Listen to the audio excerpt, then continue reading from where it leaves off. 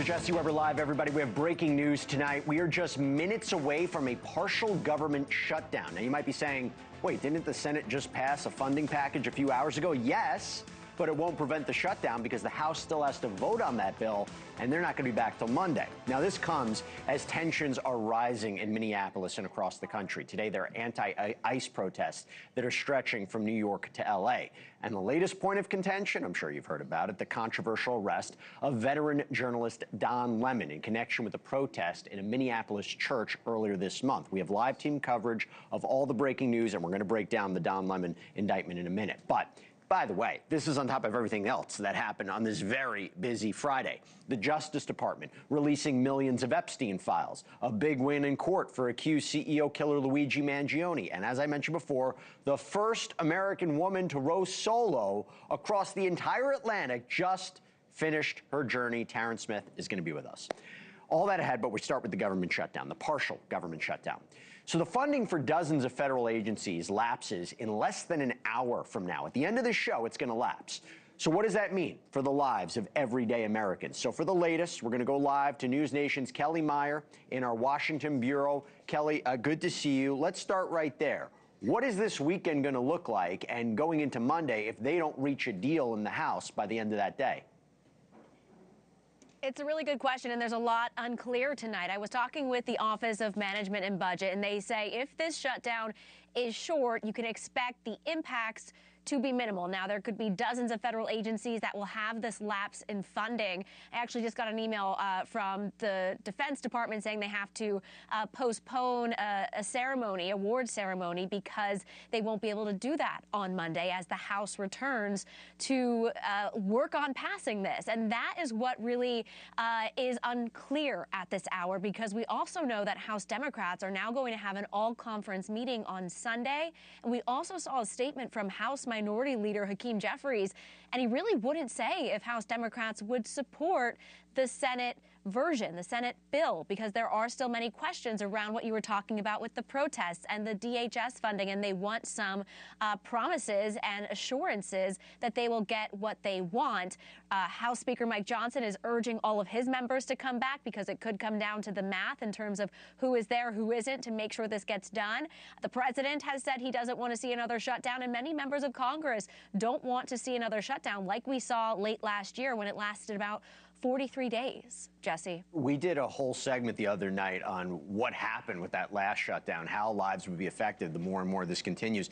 When you and I were talking last night, we were even considering, I mean, was there going to be a vote in the Senate? There seemed to be a little bit of holdup from the Republicans. Are you seeing whatever the reservations there might have been yesterday into today? What could be some of those reservations going into the House? I mean, we talk about how DHS is going to be funded for 2 weeks, but there are these ongoing negotiations with the role of ICE. Do you know what those negotiations are going to look at, what those sticking points are? Yeah, and for Democrats, some of the sticking points that Schumer had outlined, he had said that they don't want to see ICE agents wear masks, for example. They want to see body cameras on those agents. And we also heard Graham, he was holding up some of the funding, and that was a holdup last night because he wanted assurances that he would have a promise on one of his sanctuary cities bill. That's in the Senate, though. But for House Democrats, they aren't necessarily agreeing to the deal that was made between Schumer and Trump. One reporter put it, that's not the deal that House Democrats believe in. So there could be a lot of questions around that. It has a lot to do with DHS and the focus on that. Why don't I have you back Monday? I think that's a good idea. Kelly Meyer's going to come back Monday. We'll see what's happening then. It's going to be a big day. Let's do it. Thanks, Kelly. Appreciate it. Great week with you. All right. Now to tonight's other big story. Anti-ICE demonstrations are reaching beyond Minneapolis, where we know 2 Americans have been shot dead since the ICE operation started. We saw protests today from New York City to L.A., and also today, the Justice Department opening a civil rights investigation into the fatal shooting of Minneapolis nurse Alex Preddy. So for all the latest there, we go live right now to NewsNation's Nancy Liu on the ground in Minneapolis. Nancy, who's braving the cold, what is happening right there? What's happening right now? Yeah. Well, Jesse, the last of the protesters here at the Whipple Federal Building in Minneapolis, they have just cleared out. Behind me, the Hennepin County Sheriff's Department is cleaning up. So the protest action in Minneapolis has come to a very peaceful end. Not the case in Los Angeles. Tonight, about 100 people are still out on the streets, and there have been multiple dispersal orders in downtown Los Angeles. The protest action there, people marched through the streets, and then into the evening, hundreds of people then went to the Federal Detention Center. Jesse, as you know, I'm based in LA. That's where we covered multiple violent protests over the summer in June, and in June we also saw the deployment of 2,000 National Guard members to California. But tonight, more violent activity in LA. People have been throwing things at federal officers. There have been, again, multiple dispersal orders. We've heard of 5 arrests and more than 100 people still out on the streets. And the Sheriff's Department has given the order to use non-lethal weapons if needed. So still a lot of mayhem on the streets there in Los Angeles. But here in Minneapolis, we are expecting more protest activity over the weekend. At this federal building, there's going to be a costume protest tomorrow. And then on Sunday, Jesse, there's going to be a vigil for Alex Preddy, and that's going to be at the VA hospital where he worked here in Minneapolis. Jesse. And Nancy, we have about a minute left. Regarding Alex Preddy, this civil rights probe that was launched, what can we expect there? Yeah, this was announced by the DOJ just today. We heard from Deputy Attorney General Todd Blanche, and he just matter-of-factly said, hey, you know, the DOJ has launched this civil rights investigation, and he played it off as this is standard procedure. We want to see if Alex Preddy's civil rights were violated.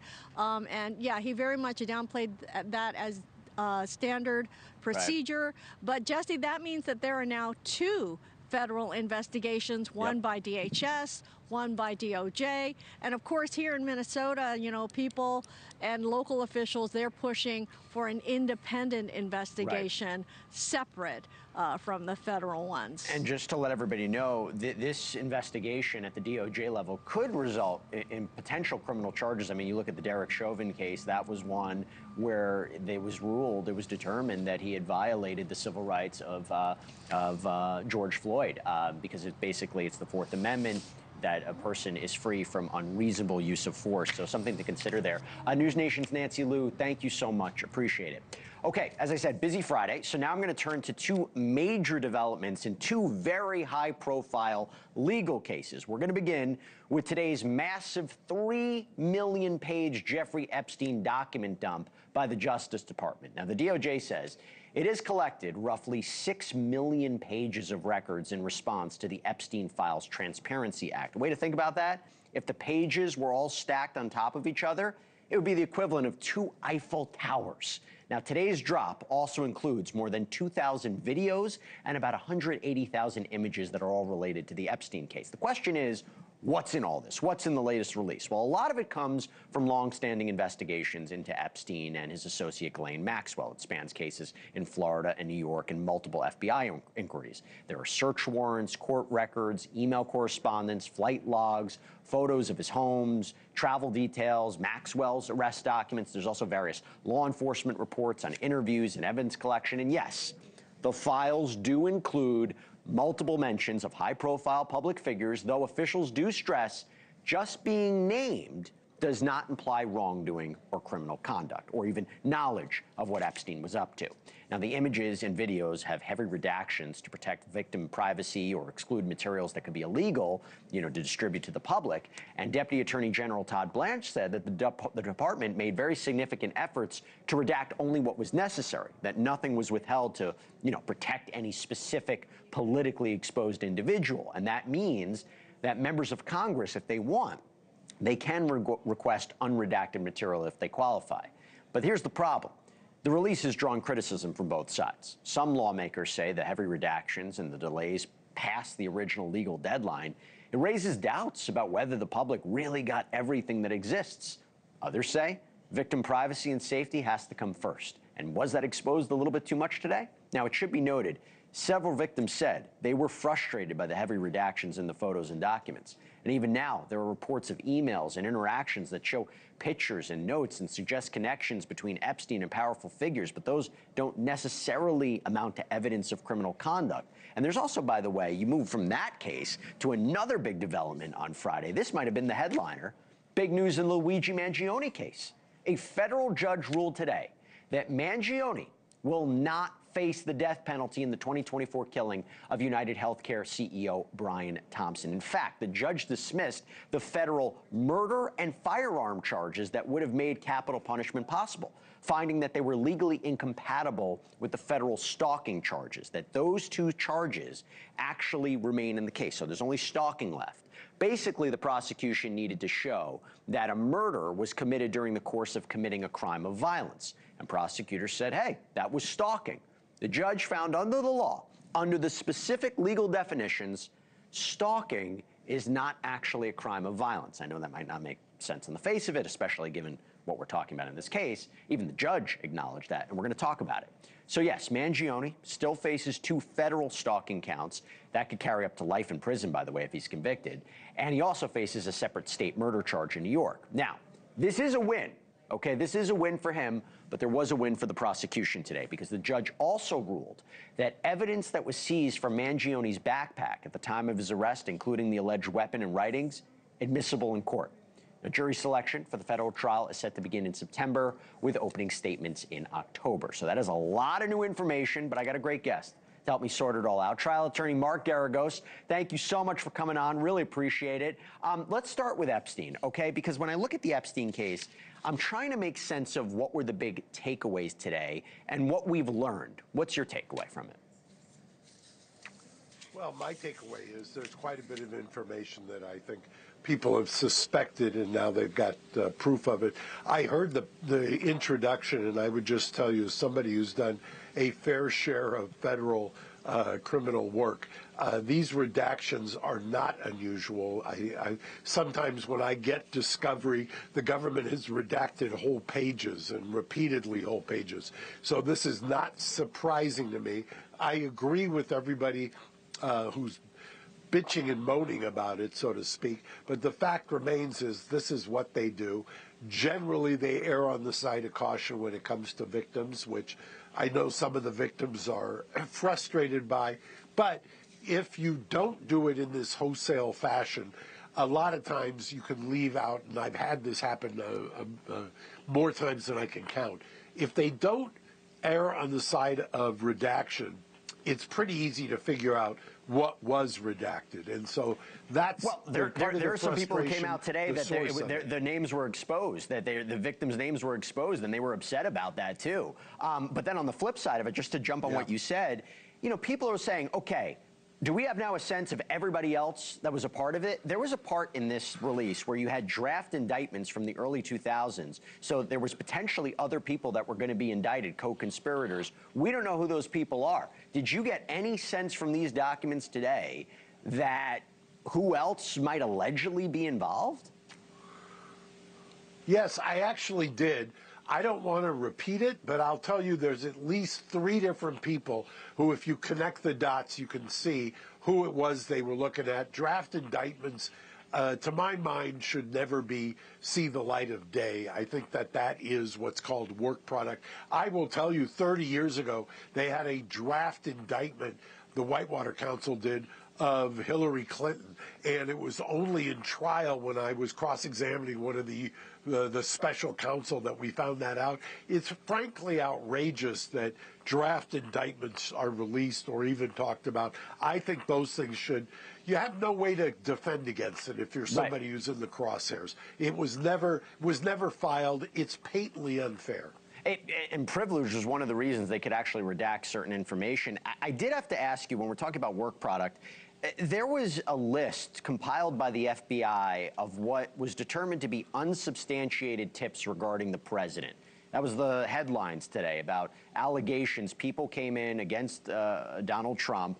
It was sent in an email. Why was the FBI making a list? I mean, why was that in a list? I was confused by that.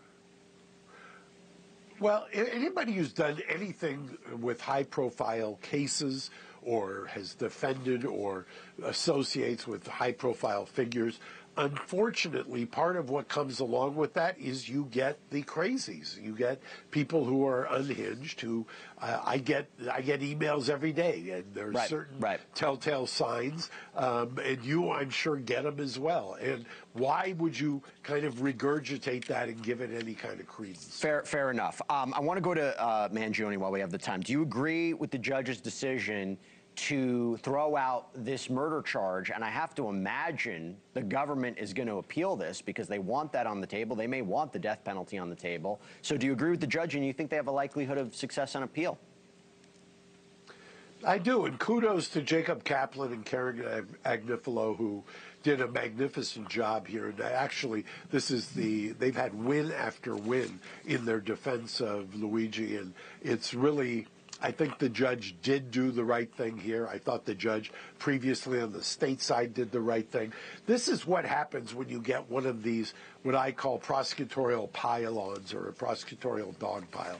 They go over the top, and that's what a good, robust judiciary does. They stand between an out-of-control DOJ or an out-of-control prosecutor, and that's why you need good defense lawyers to stand there and try and say, you've gone too far, and that's exactly what happened here. I thought it was interesting. The judge said, I know people reading this might not make sense, how stalking is not a crime of violence when you're talking about a guy who allegedly killed the CEO on the streets of New York City. But one of the arguments was, if you look plainly at the definition, right, you know, stalking can mean somebody that engages in self-harm. And if you have that broad definition of what stalking is, maybe it's not necessarily a crime of violence. I thought it was really interesting. We'll see if they appeal it. We'll see if they'll be successful. Mark Garagos, thank you so much. Have a great weekend. Good to see you. Thank you. You got it. All right, up next, huge legal story. News veteran Don Lemon lands in an L.A. courtroom. Now, he was arrested in connection with that recent church protest out in Minnesota. Lemon says he was just doing his job as a journalist. The feds say he was interfering with the rights of worshipers. I got two guests who could not be more opposed about this. I will tell you right now, I think this is going to be the best legal breakdown and analysis of this story. We'll be back. The volatile battle over immigration enforcement in Minnesota has now led to a Los Angeles courtroom today where veteran journalist Don Lemon is now facing federal charges after his arrest in connection with a protest in a Minneapolis church on January 18th. Now, Lemon was arrested last night out in Los Angeles. He is among several people who've been charged with conspiracy against rights of religious freedom and a count of injury, intimidation, and interference with the exercise of a right of religious freedoms. Now, Attorney General Pam Bondi saying that Lemon, along with a Minnesota-based journalist and two others, were arrested at her direction. But Lemon maintains he was just at the church protest as an independent journalist. He was doing his job. He's not an activist. A federal judge, by the way, today releasing Lemon on his own recognizance without bail. And Lemon spoke to reporters as he left the courthouse. Take a listen.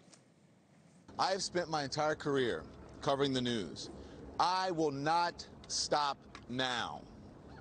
In fact, there is no more important time than right now, this very moment, for a free and independent media that shines a light on the truth and holds those in power accountable. Last night, the DOJ sent a team of federal agents to arrest me in the middle of the night for something that I've been doing for the last 30 years, and that is covering the news. The First Amendment of the Constitution protects that work for me and for countless of other journalists who do what I do. I stand with all of them, and I will not be silenced. I look forward to my day in court. Now, obviously, Lemon's arrest is stirring up strong reactions from both sides, and we're about to get into it legally. But if you look at the indictment, here's the main idea, okay? It alleges that the defendants, including Lemon, met at a shopping center for a pre-op briefing where they were advised of the target of the operation, the church, and then advised on how it would be conducted once they got there. Now, that goes to the criminal agreement part of a conspiracy. Another part of the indictment describes in detail that alleged pre-operation briefing on the morning of the protest. It claims that Lemon was live streaming his show that morning, allegedly told his audience he was in Minnesota with a group that was gearing up for a resistance operation. Kept the target of the operation secret, though, so that goes to the idea that he was maybe assisting or participating in the actual alleged criminal activity. And finally, the indictment alleges that Lemon posted himself at the church door and physically obstructed people from leaving in order to challenge them about immigration policy. So key there, obstructed someone to the point that it interfered with their ability to practice their religion. All that being said, one of Lemon's co-defendants, a civil rights attorney who was one of the protest organizers, came to his defense tonight on Cuomo. Take a look. In terms of your question with regard to Don Lemon, he had no idea what was going to happen.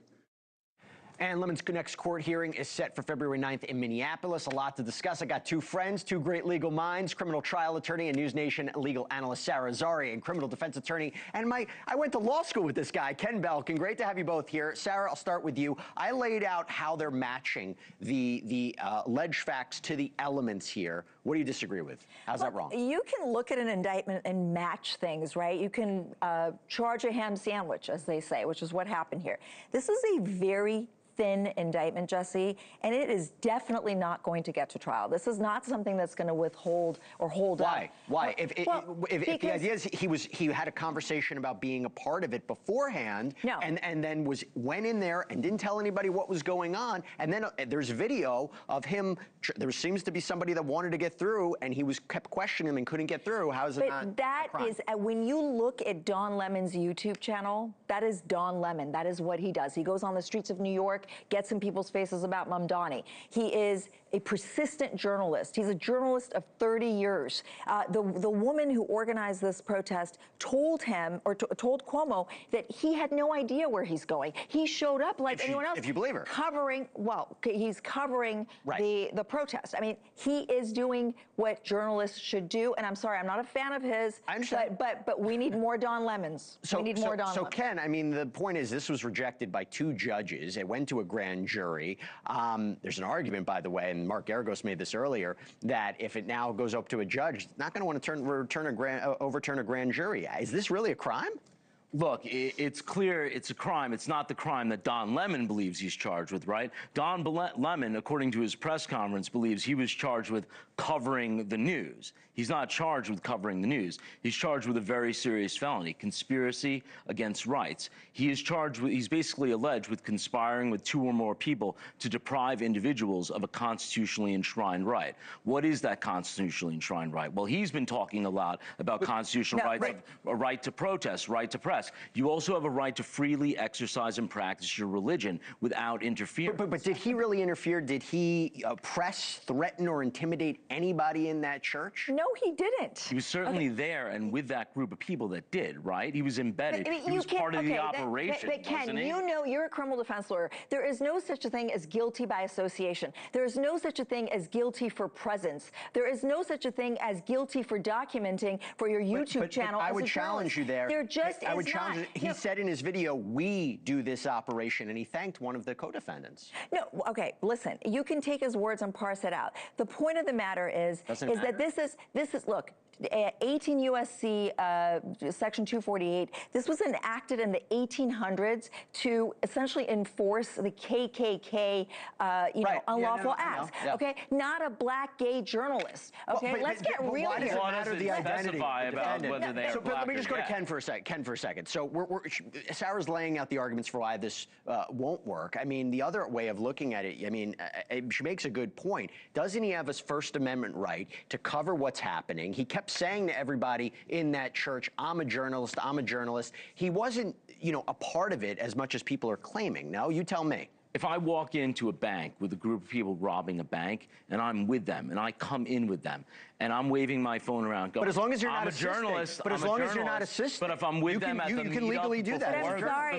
Before the planning of the robbery of the bank, I'm just a journalist. I mean, that's apples and oranges. The guy has been a journalist for 30 years. He was on CNN. He just recently got let go. What he did 30 years is not going to be put on trial. The comparison is that can a journalist follow somebody that's about to commit a crime and not call the police or do anything? The argument is they could, right? They legally could, as long they just can't assist. He's not not charged with aiding and abetting or you know, accessory after the fact or failing to call the police. He's charged with a conspiracy and with this KKK law, okay, which is ridiculous. It's such a stretch. Well, look, we got to get away from the fact that it was enacted to combat the KKK. No, why not? That is the spirit of the law. That is the spirit of the law. Sarah, but today in modern day America, KKK is not running up into churches. Don Lemon is with groups of left-wing minded people, and it's disturbing. We don't want people going into houses of worship and conducting disruptive takeover operations. Okay, let's get real. People are he is a big name. You don't want that in America. He's a big name. There's political animus. He just called Donald Trump all kinds of things. Now, I will tell you right now, I think we can all agree, is this really going to survive a motion to dismiss? Nope. Oh, yes. No, it's going to get dismissed. I don't know about that, but I don't want to see Don Lemon go to jail for this. I believe in second chances. Letitia James got dismissed. James Comey got dismissed. Don Lemon will get dismissed. I think this is an interesting legal case. I am skeptical that a judge would actually allow this to go through. We'll see. Sarah Zari, Ken Belkin, thank you both so much for coming on. All right, coming up. The race is called the world's toughest row, and even the name, it's not a joke. Brave athletes row a boat 3,000 miles across the Atlantic from Spain to Antigua in the Caribbean, and my next guest finished that 46-day journey yesterday. How did she do this?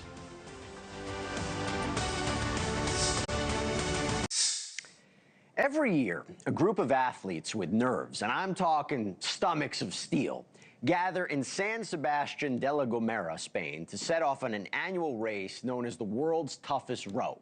It is a 3,000-mile journey across the Atlantic done in specialized rowboats that ultimately ends in Nelson's Dockyard in Antigua. Now, this year, 43 teams, both multi-person, solo, set out on December 14th and put their strength to the ultimate test, and that included a 25-year-old HR manager and yoga instructor from Nebraska. I'm talking about Katherine Smith. And just yesterday, after 46 days, 3 hours and 37 minutes rowing, 10 to 12 hours a day, sleeping just 6 to 7, Katherine made it across the ocean. And she documented her journey on Instagram, captivating fans all along the way. Check it out. Day 33 of rowing across the Atlantic Ocean by myself. Today was hard. This morning, a big wave came up over the boat, tipped the boat like this, and then eventually crashed over. And the boat did exactly what it was supposed to do. It stayed upright. If the boat had capsized, it would self-right because it's bottom heavy. And you can see here, there are these cutouts on both sides of the deck. So when a wave does crash over like that, the water can stream out. But it's unsettling, it's scary, and I didn't enjoy it, but it happened, and we're okay. She's okay. She's back on land, by the way, in Antigua, and I got a chance to catch up with Katherine just a little while ago. Katherine Smith. This is me congratulating you. This is me congratulating you. 3,000 miles over 46 days. That is unbelievable. How excited are you? Are you like riding high right now? I am so happy to be back on land with my family and friends. It was an amazing journey, and I had a great time. But I'm very happy to be back on land with real food, fresh fruit, all of the amenities. I'm sure. What was the hardest part? Was it that? Was it being alone? I mean, what was the hardest part about doing this? I think the hardest part came about week 6. We had some really punchy weather, big waves, and I was really scared. And when you're out there, there's absolutely no one else that could have helped me, and so I had to just get through it. But that big weather was tough. Mentally, how do you get through it? I mean, how often did you get a chance to speak to family and friends? Mentally, how did you get through something like this?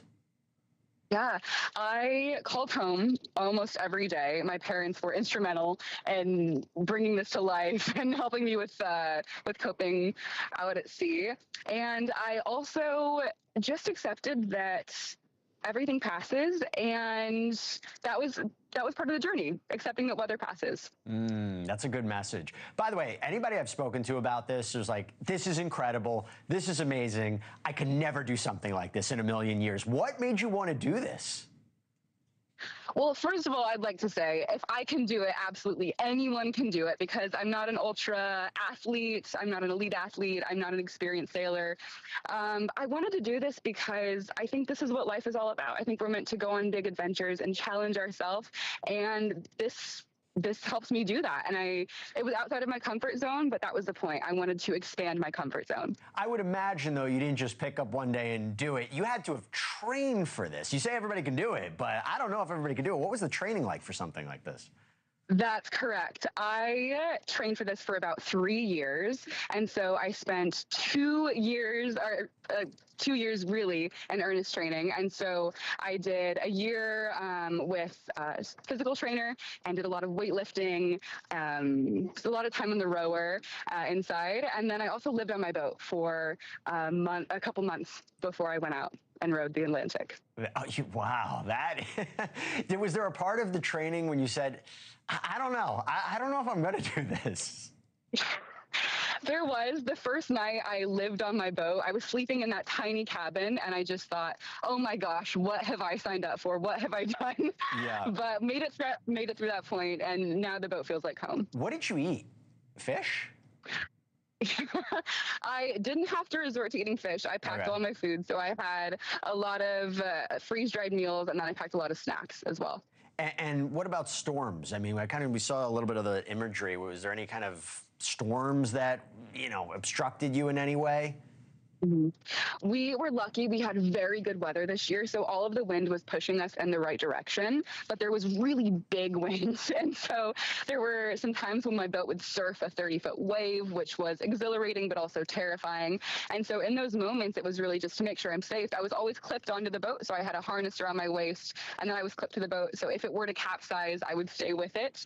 Yeah, that's how I stayed safe at sea. Sharks? Anything like that? I saw a shark on day 1, which was very exciting.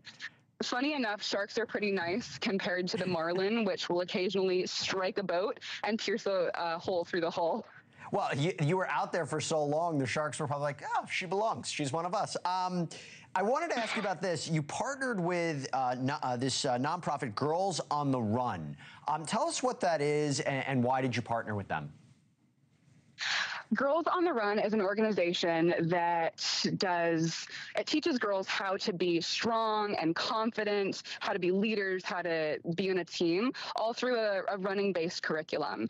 And I think the world is a better place when girls do sports. So it was really important for me to use this opportunity to elevate all girls in sports.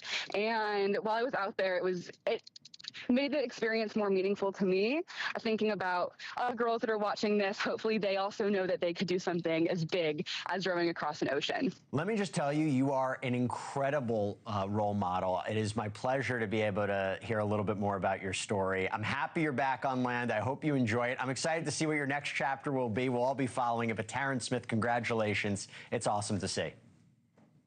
Thank you so much. I really appreciate the support. She's awesome. She's awesome. My thanks again to Taryn Smith. All right, still to come, a bombshell lawsuit after a teacher posed as a teen online and coerced children to send him nude photos and video, and why the school who hired him is now accused of looking the other way. The attorney for that convicted teacher joins me live next. Tonight, a new federal civil lawsuit is putting a spotlight not just on a former teacher convicted of child sex crimes, but on the school system that seemingly allowed him access to the students in the first place. 2 teenage girls say that when they were just 13 years old, Winston Wynn, a math teacher at St. Anne's School in Brooklyn, posed as a teenage boy online and pressured them into sharing naked photos and videos. Prosecutors say Mr. Wynn, who's, by the way, smart enough to be on Jeopardy once, communicated with at least 6 children on Snapchat from elite private schools in the area, and that his messages became increasingly explicit. According to the complaint, when the girls cut off contact, Mr. Wynn retaliated by sharing the sexually explicit content that they had sent him with other students. And the lawsuit alleges that when those images were released, St. Anne's, that school, did nothing to help the children, that they didn't even mitigate the harm, that they didn't even report the matter to police. And that suit further claims that school leaders at St. Anne's, where, by the way, annual tuition is about $63,000, They failed to even properly vet Mr. Wynn. Do you know why I say that? Despite knowing he had previously served time at Rikers for stealing $300,000 from an elderly handicapped couple while he was working as a home aide, they hired him. Now, the two girls say that they have suffered unfathomable trauma as a result of Mr. Wynn's actions, that they are terrified that the images will resurface and be used against them later on in life. Now, the civil case named St. Anne's School, several school administrators, and this teacher, Winston Wynn, all as defendants. And to be clear, this civil lawsuit comes a year and a half after these two girls, not the school, reported Mr. Wynn to police, leading to his arrest outside of St. Anne's School in June of 2024. And it comes months after Mr. Wynn had pled guilty to a felony charge of using a child in a sexual performance along with 5 misdemeanors. He's now serving a 7-year federal prison sentence. St. Anne's denies the allegation, saying the complaint contains misrepresentations, that they're going to fight them in court. But I'm joined right now by a special guest, Frank Rothman, the attorney who represented Winston Wynn in that criminal case. It's no longer his current attorney. Thank you so much for taking the time. Do you think there's anything to this lawsuit? You think it has merit? I think St. Anne's is going to have a lot of explaining to do. As you said, they kind of overlooked or didn't vet him properly. And, you know, there were some red flags in his background, to say the least.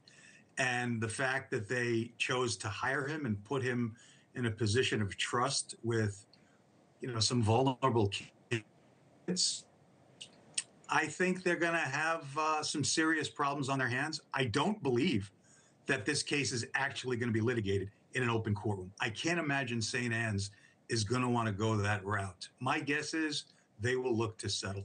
Let me follow up on that. First of all, I have to tell you, it's interesting you're saying that. I followed your comments in the criminal case where you basically said there was nothing to do but for him to plead guilty. I mean, he accepted responsibility for this. The evidence was so overwhelming. So, for you to say, it's interesting that, they should have properly vetted him. They didn't. Just to give a little context there. But why do you think this won't see a trial? Wouldn't St. Anne's? I mean, look what they're being accused of. Wouldn't they want to clear their name? A settlement sometimes is viewed by the public as an admission of guilt. Well, there's certain things that St. Anne's can't deny. They're not going to be able to deny that they knew about Winston's background, because they did. They knew that he had a prior felony conviction and was on probation for larceny. They can't deny those things. They can deny certain other aspects about them perhaps doing nothing once they became aware of some misconduct. But I think the thrust of the suit and the nature of the claim is going to be more about, how could you hire this person, knowing what you knew about him, knowing what you knew about his judgment in a previous issue involving some other vulnerable segments of society? How could you possibly put him in this position with these young children? Right. Right. Yes. Do you think he should be part of this lawsuit, or do you believe he is part of the lawsuit? He is part of the lawsuit. But do you think that? Do you think he should be? Because I think you had said before he's got no money. Well, it would be kind of strange if the plaintiffs sued the school, but not the actual person who caused the harm. And so Winston is named. Winston is a witness. Winston is going to be deposed to give pertinent facts about the hiring process that St. Anne's is probably not going to want to go public. And so, yeah, he'll be a vital cog in this case, but he is essentially penniless. There's no way anybody's going to recover any money from him, but he's an important piece of the puzzle. 100%. It's sometimes very legally important to have him as a defendant. Real quick before I let you go, he was your client. Did he come off as somebody where you could see, wow, I can see that manipulation, I can see that aspect where he might fool people in a way? So it's interesting because I've thought about that, and I've been a criminal lawyer now for over 40 years, 41 years, and Winston was one of the most polite, appreciative, respectful clients that I've had in those years, notwithstanding the crimes that he was charged with and he ultimately pled guilty to. But Winston was one of the nicer guys.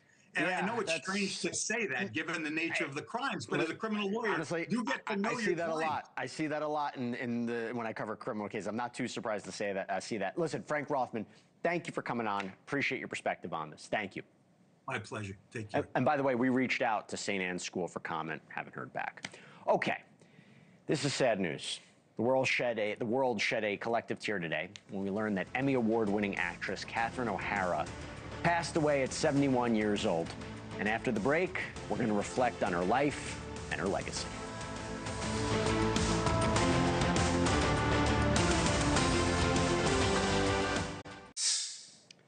Catherine O'Hara was known as Moira Rose to some, Kate McAllister to others, but to everyone, she was loved and revered.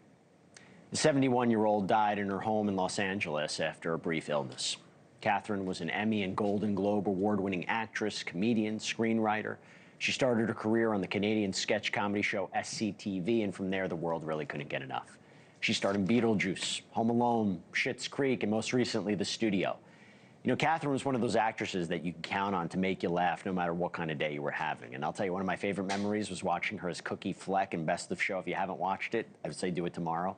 Catherine was also a champion of many causes. She advocated for cancer research, Parkinson's research, housing assistance to the homeless. Many of her co-stars have paid tribute to her on social media, and all are echoing the same message.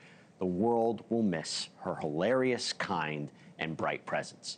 And I'm going to read you what Dan Levy said. He played her son in Schitt's Creek, and his dad, Eugene Levy, starred alongside Catherine in many of the roles. What a gift to have gotten to dance in the warm glow of Catherine O'Hara's brilliance for all those years. Having spent over 50 years collaborating with my dad, Catherine was extended family before she ever played my family. It's hard to imagine a world without her in it. I will cherish every funny memory I was fortunate enough to make with her. It goes out to, and then my heart goes out to the family. And our thoughts go out to Catherine's family tonight as well. That does it for us tonight. Thank you so much. I'll see you next week. Cuomo's next.